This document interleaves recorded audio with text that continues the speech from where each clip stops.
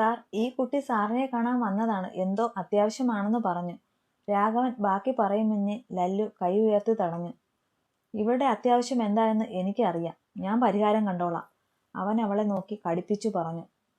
നിന്റെ അത്യാവശ്യമായിട്ടുള്ള പ്രശ്നം തീർക്കേണ്ടേ? വാ. അവൻ അവളെ അകത്തേക്ക് വിളിച്ചു. പക്ഷെ അവന്റെ വിളിയിൽ അകത്തേക്ക് പോകാൻ അവൾക്ക് പേടി തോന്നി. അവൾ അവിടെ തന്നെ നിന്നു. കോൺസ്റ്റബിൾ രണ്ടുപേരെയും മാറി മാറി നോക്കുന്നുണ്ട്. ലല്ലു ദേഷ്യത്തിൽ അവളുടെ കൈ പിടിച്ചു. നിനക്ക് നിന്റെ പ്രശ്നം പരിഹരിക്കേണ്ടേ? ഇങ്ങോട്ട് വാടി. ലല്ലു അവളുടെ കയ്യിൽ പിടിച്ചു വലിച്ചു അകത്തേക്ക് കൊണ്ടുപോയി. പുറത്തുണ്ടായിരുന്ന പോലീസുകാർ മുഴുവനും അവരെ നോക്കി. ലല്ലു ഇതുവരെ സ്ത്രീകളോട് ഇത്രയും ദേഷ്യപ്പെടുകയോ ഇങ്ങനെ പെരുമാറുകയോ ചെയ്തിട്ടില്ല. പക്ഷേ ഇതിപ്പോ എന്റെ കൈ വേദനിക്കുന്നു. കൈ വിട്. അവനത് കേൾക്കാത്തതുപോലെ അവളെയും കൊണ്ട് അവന്റെ ക്യാബിനിൽ കയറിയ ശേഷം ദേഷ്യത്തിൽ അവളുടെ കൈ കുടഞ്ഞെറിഞ്ഞു. എന്താടി നിന്റെ പ്രശ്നം? മനുഷ്യന് ഇവിടെയും മനസമാധാനം തരില്ലെന്നാണോ? ലല്ലു ദേഷ്യത്തിൽ അവളോട് ചോദിച്ചു. ഞാൻ ആരുടെയും സമാധാനം കളയാൻ വന്നതല്ല. എന്റെ ഇഷ്ടം നിങ്ങൾക്ക് മനസ്സിലാക്കി തരാൻ വന്നതാണ്. കല്ലുവിനും ദേഷ്യം വരാൻ തുടങ്ങി. എന്തോന്ന് മനസ്സിലാക്കി തരാൻ? എനിക്ക് നിന്നെ ഇഷ്ടമല്ല. എനിക്ക് പറയാനുള്ളതൊക്കെ ഞാൻ പറഞ്ഞു കഴിഞ്ഞു. എന്റെ മനസ്സിൽ തനു അല്ലാതെ മറ്റൊരു പെണ്ണില്ല, ലല്ലു പറഞ്ഞു. മരിച്ചു മണ്ണടിഞ്ഞവളുടെ പേരും പറഞ്ഞ് ഇങ്ങനെ ജീവിതം നശിപ്പിക്കാൻ ഞാൻ സമ്മതിക്കില്ല, കല്ലു അലറിക്കൊണ്ട് പറഞ്ഞു. ലല്ലുവിന്റെ ഭാവം മാറി. മുഖം ചുമന്നു, കണ്ണൊക്കെ കലങ്ങി. അവൻ കല്ലുവിന്റെ അടുത്തേക്ക് കുറച്ചുകൂടെ ചേർന്ന് നിന്നു. നീ ഇപ്പോ എന്താ പറഞ്ഞത്? അവന്റെ മുഖം കണ്ടപ്പോൾ തന്നെ കല്ലുവിന് ചെറിയ പേടി തോന്നി. പറയടി, നീ ഇപ്പോ എന്താ പറഞ്ഞതെന്ന്? അവളുടെ മുഖത്തോട് മുഖം അടുപ്പിച്ച് അലറുകയായിരുന്നു. കല്ലു ലല്ലുവിനെ പിറകിലേക്ക് പിടിച്ചു തള്ളി. എന്താ എന്താ ഞാൻ പറഞ്ഞതിൽ തെറ്റ്? ജീവിക്കാൻ ധൈര്യമില്ലാതെ ചത്തു തുലഞ്ഞ ഭീരുവായ ഒരുത്തിക്ക് വേണ്ടി നിങ്ങളുടെ ജീവിതം നശിപ്പിച്ചു കളയാൻ ഞാൻ സമ്മതിക്കില്ല. എനിക്ക് വേണം നിങ്ങളെ. പറഞ്ഞു തീർന്നതും കല്ലുവിന്റെ കവളിൽ വീണ്ടും അവന്റെ കൈ പതിഞ്ഞു. എന്റെ തനുവിനെക്കുറിച്ച് പറയാൻ നിനക്ക് എന്താടി അവകാശം? നീ ആരാടി? എന്റെ തനു ഭീരുവായിരുന്നോ ധീരയായിരുന്നോ എന്ന് എനിക്കറിയാം. അവൾ എന്തായാലും നിന്നെപ്പോലെ അഴിഞ്ഞാടി നടക്കുന്നവളല്ല. പിന്നെ നിനക്ക് എന്നെ വേണം. അത് നീ നിന്റെ വിത്ത് ഗുണം കാണിക്കുന്നതാണെന്ന് എനിക്കറിയാം. കല്ലു ഒരക്ഷരം മിണ്ടാനാകാതെ നിന്നുപോയി. അവന്റെ അലർച്ച ആ ഓഫീസിൽ മുഴുവൻ പോലീസുകാരും കേൾക്കുന്നുണ്ടായിരുന്നു. കാരണം അവരൊക്കെ അവന്റെ റൂമിന് പുറത്തു തന്നെ ഉണ്ടായിരുന്നു. നിന്റെ അമ്മയും ഇതേ സ്വഭാവമായിരുന്നു. പാവപ്പെട്ട മാധവൻ അങ്കിൾ മരിച്ചപ്പോൾ ഭാര്യ ചത്ത ഒരുത്തന്റെ വീട്ടിൽ പോയി സഹതാപം കൊണ്ട് കൊച്ചിനെ നോക്കാനാണെന്ന് പറഞ്ഞു. എന്നിട്ട് കുറച്ചുനാൾ കഴിഞ്ഞ് പൊറുതി തുടങ്ങി.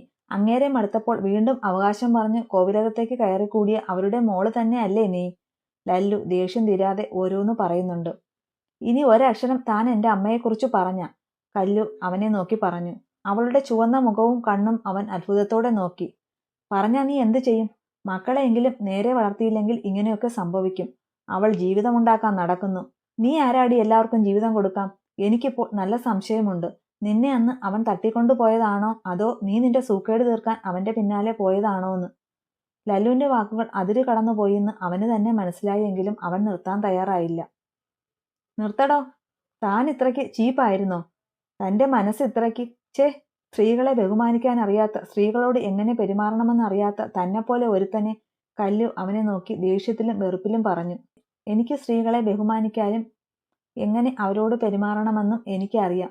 പക്ഷെ അതൊന്നും ഭാര്യയില്ലാതെ നടക്കുന്ന ഒരുത്തന്റെ പിന്നാലെ കണ്ട തെരുവുവേശ്യകൾ നടക്കും പോലെ നടക്കുന്നവളോട് കാണിക്കേണ്ട ആവശ്യം എനിക്കില്ല. കല്ലുവിന്റെ കണ്ണ് നിറഞ്ഞു. അത് കണ്ടിട്ടും ലല്ലുവിന് ഒന്നും തോന്നിയില്ല. അപ്പോ എന്നെ അങ്ങനെ ഒരു മോശം പെണ്ണായിട്ടാണോ കാണുന്നേ? കല്ലുവിന്റെ സ്വരം ഇടറിപ്പോയി. അതെ, അങ്ങനെ തന്നെയാണ് കാണുന്നത്.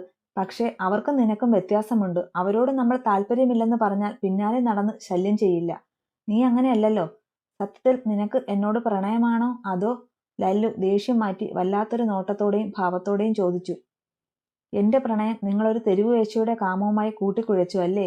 നിങ്ങൾ എന്തൊക്കെ പറഞ്ഞാലും ശരി, നിങ്ങൾ എന്നെ എത്ര ആട്ടി അകറ്റിയാലും ശരി, എനിക്ക് ഈ ജന്മം ഒരു ഭർത്താവ് ഉണ്ടെങ്കിൽ അത് നിങ്ങൾ തന്നെ ആയിരിക്കും, അവൾ സങ്കടത്തിലും വാശിയിലും പറഞ്ഞു.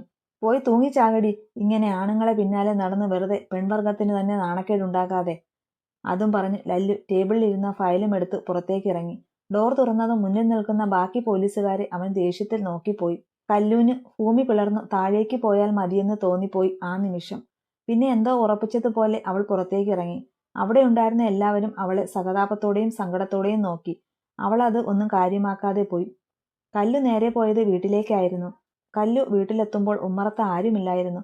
അടുക്കളയിൽ നിന്ന് ഇറങ്ങി വന്ന അമ്മയോട് തലവേദനയാണെന്ന് പറഞ്ഞ് വേഗം മുറിയിൽ കയറി വാതിലടച്ചു. ലല്ലു അവന്റെ റൂമിലെത്തി ഫയലെടുത്ത് ബെഡിലേക്കിട്ടു. അവൻ്റെ ബാഗിലിരുന്ന തനുവിൻ്റെ ഫോട്ടോ എടുത്തു. അതിൽ കുറേ നേരം നോക്കിയിരുന്നു. അവൻ്റെ കണ്ണ് നിറഞ്ഞു. കല്ലുവിനോട് പറഞ്ഞ ഓരോ വാക്കും അവനെ കുത്തി നോവിച്ചു. എങ്കിലും അവളുടെ പ്രണയം അവന് സ്വീകരിക്കാനായില്ല. ലല്ലു അങ്ങനെ ഓരോന്നാലോചിച്ച് കിടന്നുറങ്ങി. സന്ധ്യയ്ക്ക് ഫോൺ റിങ് ചെയ്യുന്ന കേട്ടാണ് അവൻ കണ്ണു തുറന്നത്. മുറിയിൽ മുഴുവൻ ഇരുട്ട് നിറഞ്ഞു നിൽപ്പുണ്ട്. ഫോൺ എടുത്ത് ചെവിയിലേക്ക് വെച്ചു. നമ്പർ നോക്കാനും പോയില്ല. ഹലോ.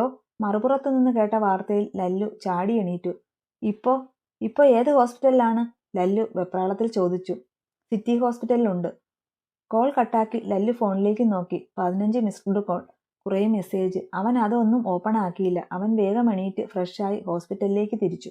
4 മാസങ്ങൾക്ക് ശേഷം തലയെടുപ്പോടെ ഉയർന്നു നിൽക്കുന്ന ആ വലിയ ഓഡിറ്റോറിയത്തിലേക്ക് ആളുകളുടെ ഒരു പ്രവാഹം തന്നെയായിരുന്നു. എല്ലാവരും പരസ്പരം ഓരോന്ന് സംസാരിക്കുന്നുണ്ട്. മുന്നിൽ തന്നെ ഇന്ന് വിവാഹിതരാകുന്ന എല്ലാവരുടെയും ഫോട്ടോ വെച്ചിട്ടുണ്ട്. എന്നാലും ഒട്ടും പ്രതീക്ഷിക്കാത്ത 3 കല്യാണമായിപ്പോയി ഇത്, വിവാഹത്തിന് വന്നവരിൽ ഒരാൾ പറഞ്ഞു. പറഞ്ഞിട്ടെന്താ, കോവിലകവും തൃച്ചംബകം തറവാടും പണ്ട് തൊട്ടേ നല്ല ബന്ധത്തിൽ തന്നെയല്ലേ, പിന്നെന്താ പ്രശ്നം? അല്ല, ആ കോവിലകത്തെ ചെക്കൻ്റെ പെങ്ങൾ കൊച്ചില്ലേ, അത് കൊച്ചല്ലയോ? 18 കഴിഞ്ഞതേ ഉള്ളൂ ഇപ്പോൾ.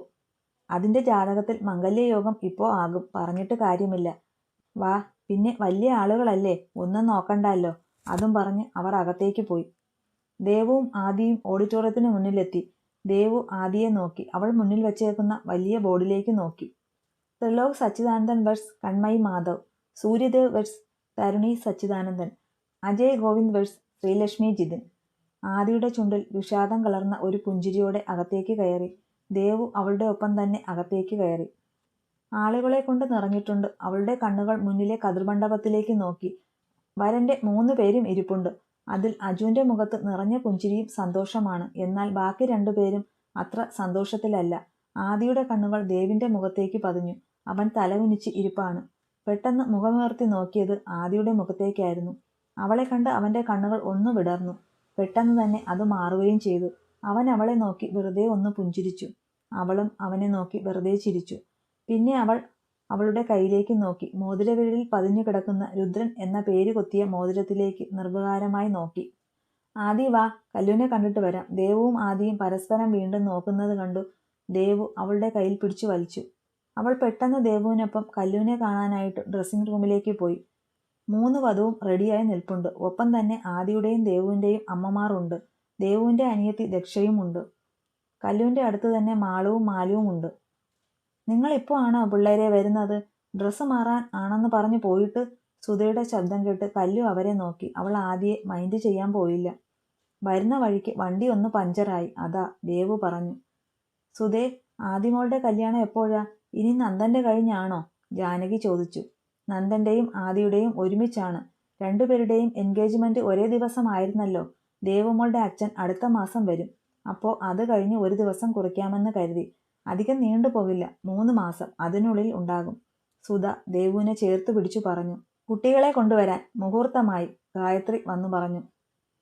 അവരുടെ കയ്യിലേക്ക് താലം നൽകി. മുന്നിൽ താലപ്പൊലി പിടിക്കാനായി ആദിയും ദേവുവും മാലുവും മാളുവും ഗായത്രിയും ദക്ഷയും അങ്ങനെ എല്ലാവരും നിന്നു.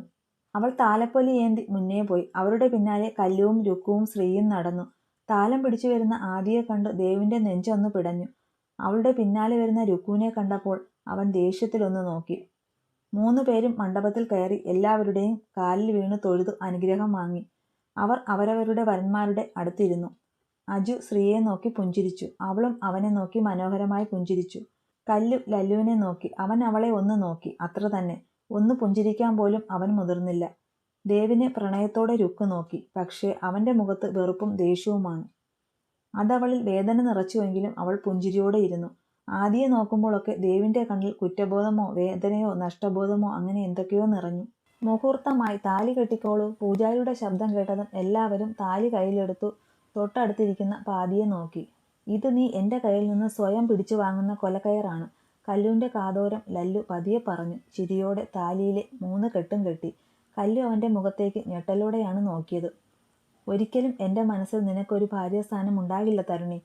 നീ എന്നും എന്നും ഈ താലി കഴുത്തിൽ ഏറ്റുവാങ്ങിയ നിമിഷത്തെ ഓർത്തു വേദനയോടെ എൻ്റെ കാൽച്ചുവട്ടിൽ കാണും. ദേവ് അവളോട് പതിയെ പറഞ്ഞു. കഴുത്തിൽ താലി ചാർത്തി. അവളുടെ മുടി ഉയർത്താൻ നിന്നത് ആദിയായിരുന്നു. അവളെ ദേവ് ഒന്ന് നോക്കി.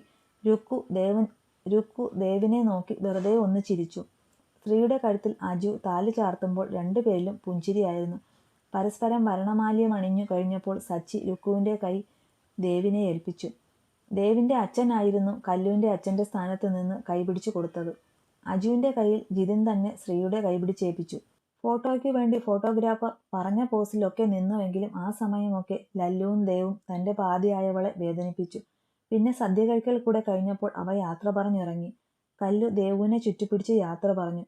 പക്ഷേ ആദിയെ അവൾ മൈൻഡ് ചെയ്യാൻ പോയില്ല. അത് ആദിയെ വേദനിപ്പിച്ചുവെങ്കിലും അവൾ അത് പുറത്ത് കാണിച്ചില്ല. കോവിലകത്തേക്കും തൃച്ചംബകം തറവാട്ടിലെയും എല്ലാവരും നിറഞ്ഞ സന്തോഷത്തിൽ തന്നെയായിരുന്നു. പക്ഷേ 4 ഹൃദയങ്ങൾ പരസ്പരം മുന്നോട്ടുള്ള ജീവിതം എങ്ങനെയെന്നറിയാത്ത അവസ്ഥയിലായിരുന്നു. ലല്ലു ഹോസ്പിറ്റലിൽ എത്തുമ്പോൾ അവിടെ അച്ഛനും ചെറിയച്ഛനും ഒക്കെയുണ്ട്. ലല്ലു ചെറിയച്ഛൻ്റെ അടുത്തേക്ക് പോയി. എന്താ ചെറിയച്ഛ, എന്താ ഉണ്ടായത് രുക്കുവിന്, എന്താ പറ്റിയേ? ലല്ലു ടെൻഷനോടെ ചെറിയച്ഛൻ്റെ അടുത്തേക്ക് പോയി. അറിയില്ല മോനെ, രാവിലെ കോളേജിൽ പോകുവാണെന്ന് പറഞ്ഞ് ഇറങ്ങിയതാണ്. എന്തോ സർട്ടിഫിക്കറ്റ് വാങ്ങാൻ എന്ന് പറഞ്ഞു. എന്നിട്ട് ഉച്ചയ്ക്ക് തിരിച്ചു വന്നു. വന്നപ്പോൾ കരഞ്ഞു കലങ്ങിയ മുഖമായിട്ടാണ് വന്നത്. ഇന്ന് ഞങ്ങൾ ഓഫീസിൽ പോയിട്ടില്ലായിരുന്നു. അതുകൊണ്ട് തന്നെ മോൾ വന്നപ്പോൾ ഞാൻ കണ്ടതാണ്. വൈകുന്നേരമായിട്ടും താഴേക്ക് വന്നില്ല. വിളിച്ചു നോക്കിയിട്ട് അനക്കവുമില്ല. അങ്ങനെ സംശയം തോന്നി വാതിൽ പൊളിച്ച് അകത്ത് കയറിയപ്പോഴാണ് മോൾ ബോധമില്ലാതെ കിടക്കുന്നത് കണ്ടത്. അടുത്തു പോയി നോക്കിയപ്പോൾ കൈ മുറിച്ചിരിക്കുന്നു, ചെറിയച്ഛൻ പറഞ്ഞു. ലല്ലു എല്ലാം കേട്ട് ഞെട്ടി നിൽപ്പാണ്. ചോര കണ്ടാൽ തന്നെ പേടിയുള്ളവളാണ് സ്വന്തം കൈ മുറിച്ചത്. ഡോക്ടർ എന്തു പറഞ്ഞു? ലല്ലു ചോദിച്ചു. അപ്പോഴേക്കും ഡോക്ടർ പുറത്തേക്ക് ഇറങ്ങി വന്നു. ഡോക്ടർ രുക്കുവിന്? ലല്ലു ഡോക്ടറോട് ചോദിച്ചു. ഡോക്ടർ ലല്ലുവിനെ ഒന്ന് നോക്കി. സാർ, ഈ കുട്ടിയുടെ? ഡോക്ടർ സംശയത്തിൽ ചോദിച്ചു. ഏട്ടനാണ്. ഓ, ഓക്കെ. ഇപ്പോൾ ആൾക്ക് കുഴപ്പമൊന്നുമില്ല. 4 സ്റ്റിച്ചുണ്ട്. പിന്നെ ഇനിയും ഇങ്ങനെ ചെയ്യാനുള്ള ടെൻഡൻസി ഉണ്ട് ആ കുട്ടിയിൽ. അതുകൊണ്ട് നല്ലൊരു കൗൺസിലിംഗ് ആവശ്യമാണ്. അത് കഴിഞ്ഞ് ഡിസ്ചാർജ് ചെയ്യാം, ഡോക്ടർ ഗൗരവത്തിൽ പറഞ്ഞു. ഡോക്ടർ, എനിക്കൊന്ന് കാണാൻ? ലല്ലു ചോദിച്ചു. സോറി സാർ, ഇപ്പോൾ പറ്റില്ല. റൂമിലേക്ക് കുറച്ചു കഴിഞ്ഞ് മാറ്റും, അപ്പോൾ കാണാം. ഡോക്ടർ അതും പറഞ്ഞു പോയി. ലല്ലുവിന് രുക്കു എന്തിനാണ് അങ്ങനെ ചെയ്തത് എന്ന് ഒരു പിടിയുമില്ല. അവളുടെ ക്ലാസ് കഴിഞ്ഞ് സർട്ടിഫിക്കറ്റ് ഒക്കെ വാങ്ങി ഏതോ ഒരു കമ്പനിയിൽ ഇന്റർവ്യൂവിന് പോകുന്നു എന്നാണ് പറഞ്ഞത്. അതെ, അപ്പോൾ അവൾ കോളേജിലേക്ക് അല്ല ഇന്ന് പോയത്, ഇന്റർവ്യൂവിനാണ്. അവിടെ എന്തോ പ്രശ്നമുണ്ട്. അതിൻ്റെ ആകുമോ ഇങ്ങനെ? ലല്ലു സ്വയം മനസ്സിലാലോചിച്ചു. അവൻ ഓഫീസിലേക്ക് 2 ദിവസത്തെ ലീവ് മെയിൽ ചെയ്തു. ശേഷം സുരേഷിനെ വിളിച്ച് സംസാരിക്കാനായി പുറത്തേക്ക് പോയി. അവൻ സുരേഷിനോട് സംസാരിച്ചു നിൽക്കുമ്പോഴാണ് കല്ലുവിനെയും കൊണ്ട് ജിതിനും അജുവും കൂടെ വരുന്നത് ലല്ലു കണ്ടത്. അജുവിൻ്റെ കയ്യിൽ ബോധമില്ലാതെ കിടക്കുവാണ് കല്ലു. ലല്ലുവിൻ്റെ കണ്ണ് മെഴിഞ്ഞു വന്നു. അവൻ സുരേഷിനെ പിന്നെ വിളിക്കാമെന്ന് പറഞ്ഞ് കോൾ കട്ടാക്കി വേഗം അവരുടെ പിന്നാലെ പോയി. കല്ലുവിൻ്റെ വായിൽ നിന്ന് ബ്ലഡ് വരുന്നുണ്ട്. മുഖമൊക്കെ വല്ലാത്ത ഒരു രൂപത്തിലാണ്. ലല്ലു അവരുടെ അടുത്തേക്ക് പോയി കാര്യം ചോദിക്കണമെന്നുണ്ട്. പക്ഷേ എന്തോ അങ്ങോട്ട് പോകാൻ തോന്നിയില്ല. കുറച്ചു കഴിഞ്ഞ് ജാനകിയും മുത്തശ്ശനും കരഞ്ഞുകൊണ്ട് വരുന്നത് കൂടെ കണ്ടപ്പോൾ ലല്ലു ഒരുമാതിരിയായി. കുറച്ചു കഴിഞ്ഞ് ഡോക്ടർമാർ അങ്ങോട്ട് പോകുന്നത് കണ്ടു ലല്ലു സൈഡിൽ നിന്നു.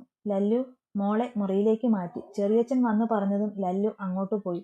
മുറിയിൽ സച്ചിയുണ്ട്. ലല്ലുവിനെ കണ്ടതും സച്ചി പുറത്തേക്ക് പോയി. അവൻ ചെറിയച്ഛനെ നോക്കി. അപ്പോഴേക്കും അയാളും പോയി.